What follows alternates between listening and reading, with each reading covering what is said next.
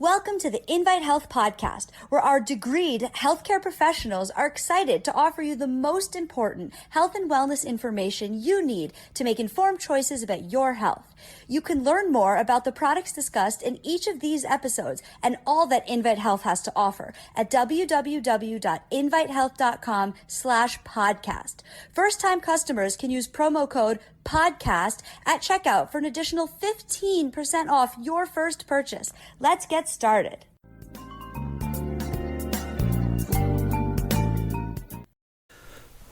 Alzheimer's is a scary topic, and memory loss, that's a little bit scary too. But there's different levels of memory loss, so just a quick review.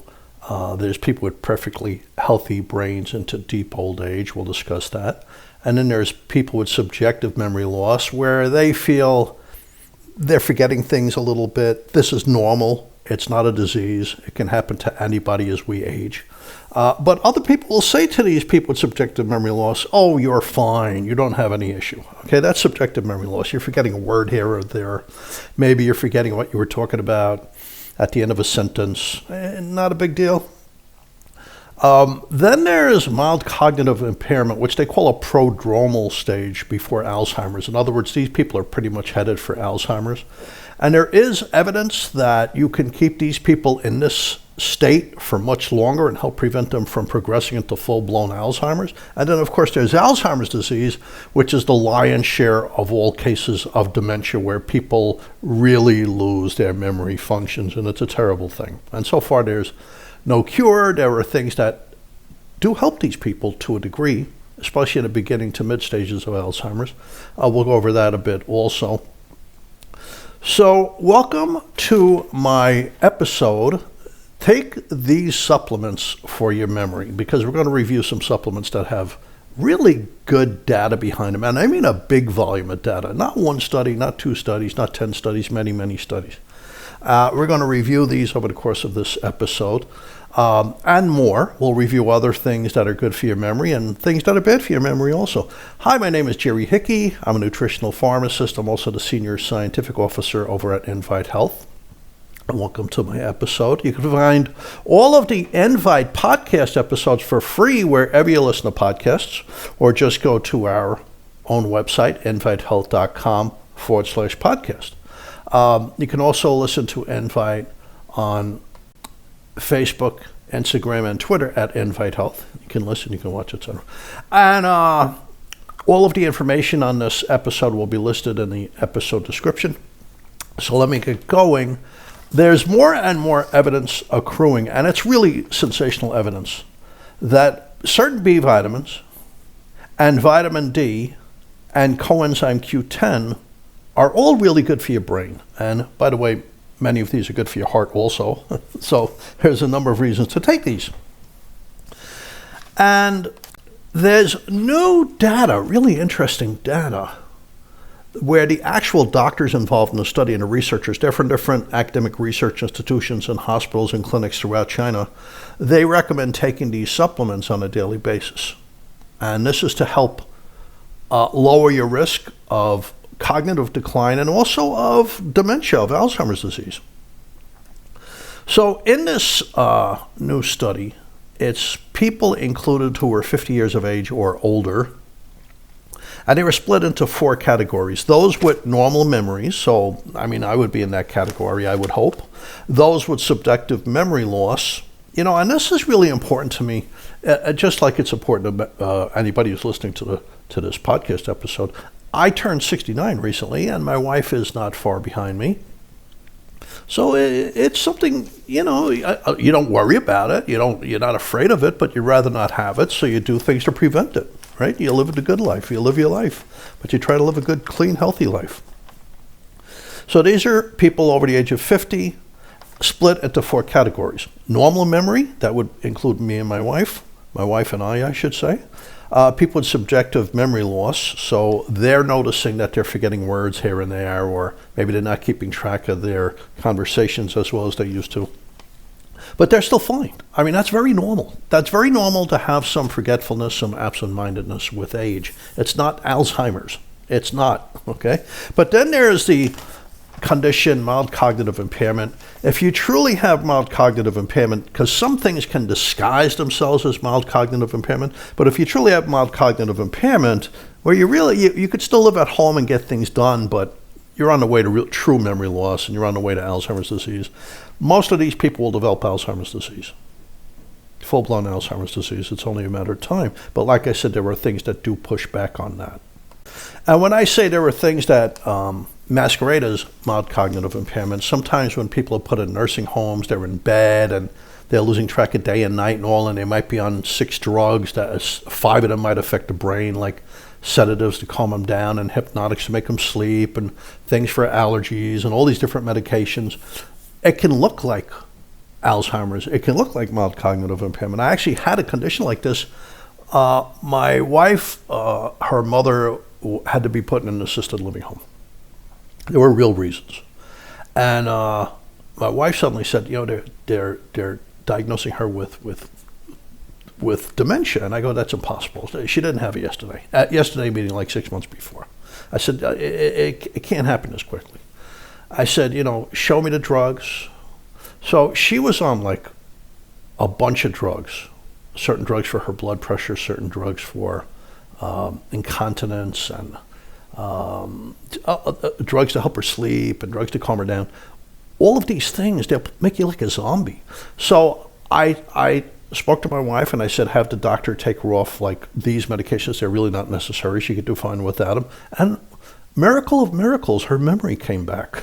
She did not have, in fact, she was very sharp. She did not have Alzheimer's. She did not have any form of dementia. But she did die from other reasons, sadly. Wonderful lady, Louise Bashaw, who actually won the pie crust baking contest for all of Vermont. Not exactly healthy, but certainly delicious. So in any event, they had all kinds of data on these 4 groups, like the people with normal memory, people with some memory loss, people with real memory loss.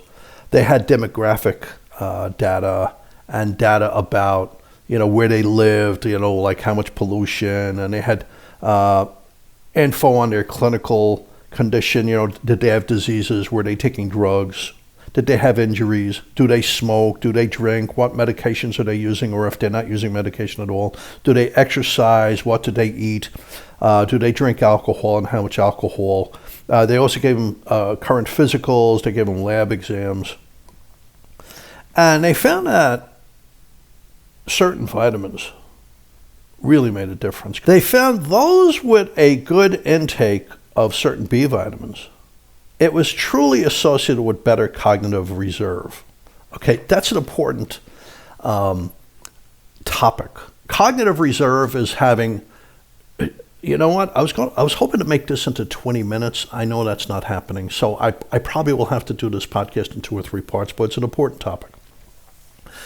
Cognitive reserve means that you've created new memory cells, new memory tissue, and it hasn't been touched by the plaques and the damage you see in Alzheimer's disease or in depression.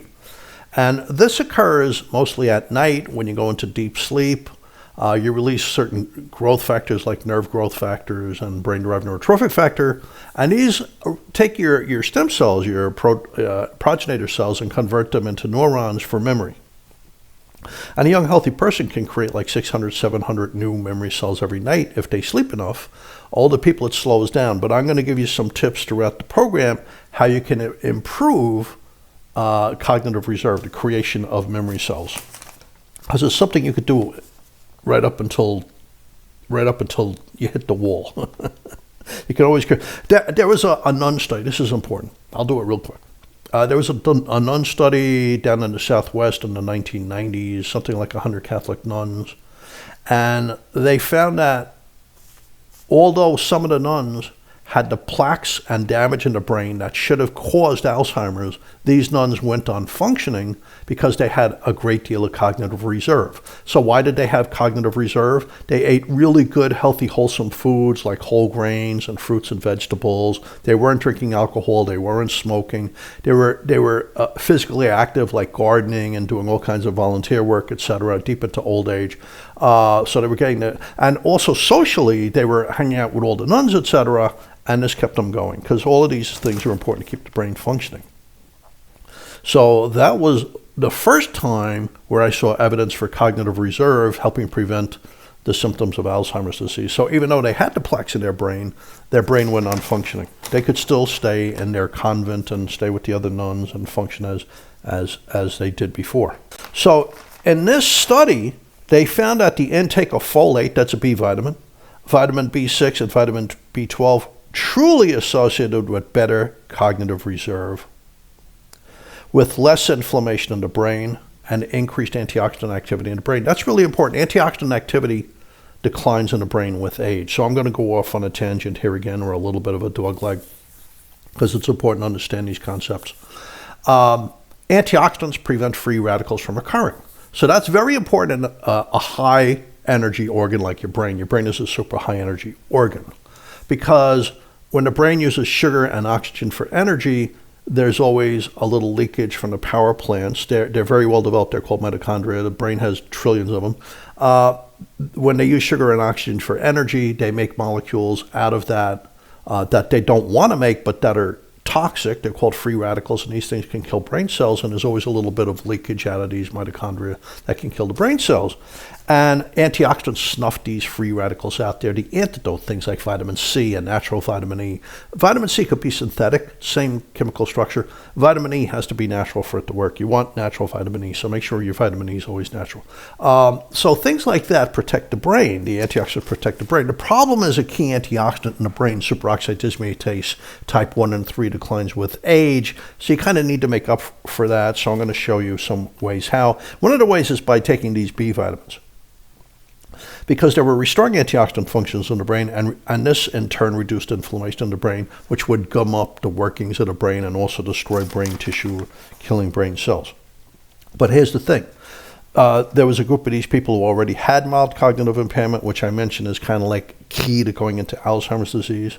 Daily doses of vitamin D reduced the risk of floating into true Alzheimer's disease, of developing Alzheimer's disease. Now, and those with healthy brains,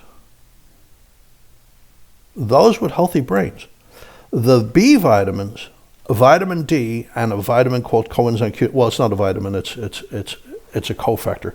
Coenzyme Q10 kept their memory working, was preventing them from developing cognitive decline, was preventing them from going into mild cognitive impairment and Alzheimer's disease. So vitamin D you know about. The B vitamins we already discussed. So what's coenzyme Q10? Coenzyme Q10 is a cofactor in the formation of energy. For you to convert sugar into energy, you need coenzyme Q10. It also helps clear the free radicals out of your cells, deep in your cells. It gets into the deepest part of your cells in your brain and your heart, etc., and cleans them out. So it's a good supplement. The thing is, older people really need a form called ubiquinol, because it gets hard for them. The regular CoQ10 you get in the store, it's harder for older people to convert it into the active form, which is called ubiquinol. So they kind of would do better with some ubiquinol. But regular CoQ10 is okay too, because they will get some activity out of that. It's just ubiquinol is better. So they found that people with healthy memories in their 50s, 60s, 70s, and beyond, if they got vitamin D, if they got B vitamins, if they got coenzyme Q10, it kept their brain healthy. Now, just a word on B vitamins. Some people have trouble activating folate. So most B vitamins, most multivitamins have a form called folic acid, synthetic form. They can't convert that into the active form, which is methyl tetrahydrofolate, MTHF. So you're probably better off, if you get a B vitamin or if you get a multivitamin, get the MTHF form, get the methyl tetrahydrofolate, because that's the one that truly protects, that's the form that protects your brain. So if you're not converting the folic acid into that, it's not going to help you.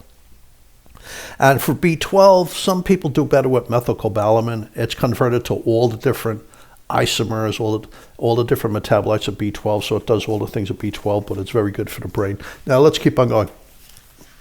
So once again, the topic on this episode is take these nutrients for your brain.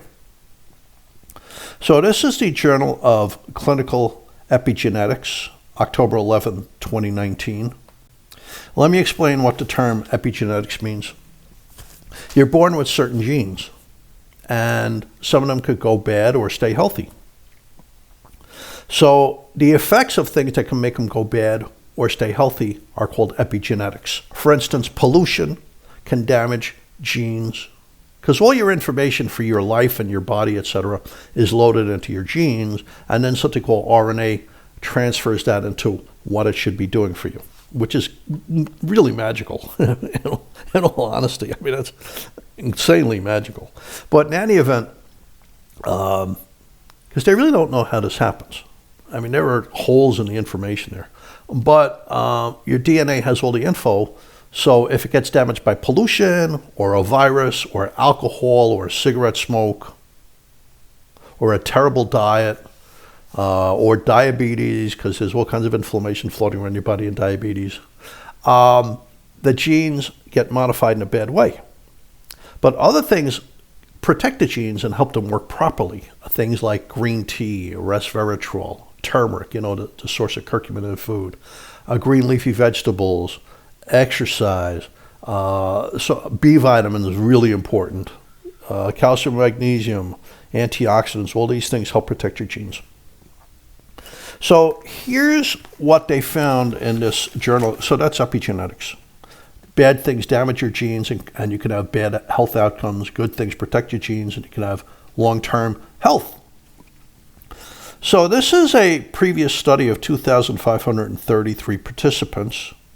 And if they lacked vitamin B6, B12, and folate, so this is reinforcing the previous study I was talking about, that huge study, it increased their homocysteine level. Now, what's that? Homocysteine is a byproduct of consuming protein. It's a byproduct of protein metabolism. And some level of homocysteine is fine, it doesn't hurt you, but when it gets elevated, it's inflammatory, it degrades cells, it inflames and damages cells, and it's been strongly connected with Alzheimer's disease and depression and other issues of the brain, and even damage to the back of the eye, and even apparently damage to bones, and possibly damage to the heart, especially if it's accompanied by other risk factors for the heart, like elevated blood pressure, elevated blood sugar, elevated cholesterol, elevated triglycerides, etc. Okay, so let's get back to it. So lacking the B vitamins, B6, B12, and folate, increased your homocysteine level. And let me tell you something. There's studies that tell you at what level homocysteine really becomes toxic to your brain. We'll talk about that, I believe, next. That's the next page in this conversation. So lacking B12 in your diet significantly was connected with accelerated cognitive decline. So if you want to lose your memory faster to a worse level, lack B12 in your diet, lack B12 in your vitamin. You really should be taking these supplements, not just depending on your food. Making sure, if you're over 50, I really strongly recommend getting these supplements. A lot of people over the age of 50 lack these nutrients, and if you lack them, it's really bad for your brain. Conversely, adequate intake of folate, B6, and B12 significantly associated with greater cognitive reserve. Greater cognitive reserve means you built a lot of new cells that have not been damaged by aging and the plaques from Alzheimer's, etc., and your brain goes on working. So they found possible mechanisms with the low intake of these nutrients. It allowed inflammatory metabolites to increase in the bloodstream, homocysteine in particular, which in turn were damaging key genes. If you like info like me, it's NUDT15 and TXNRD1. Those are the genes involved. These are required for brain health. So when they looked at patients with mild cognitive impairment, they found across the board that these genes were damaged by elevated homocysteine.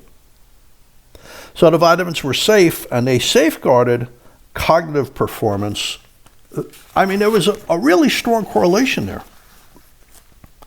So I mentioned to you that there were studies that really kind of pinpoint how bad homocysteine is for the brain, like what level. So this is the journal Aging Research Reviews. It's May 2019.